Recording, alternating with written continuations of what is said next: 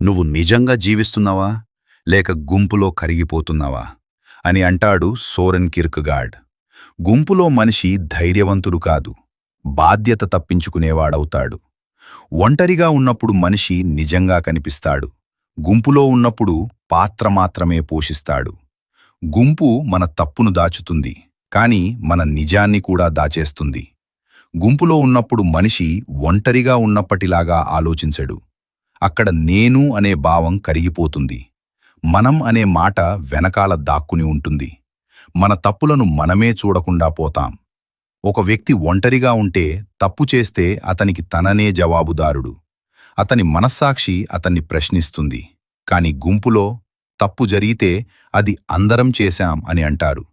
బాధ్యత ఒకరిపై పడకుండా అందరిలో చిందరవందరగా పోతుంది. ఈ వీడియో నచ్చితే లైక్ చేయండి మరియు అన్‌సబ్స్క్రైబ్ చేయండి. థాంక్స్.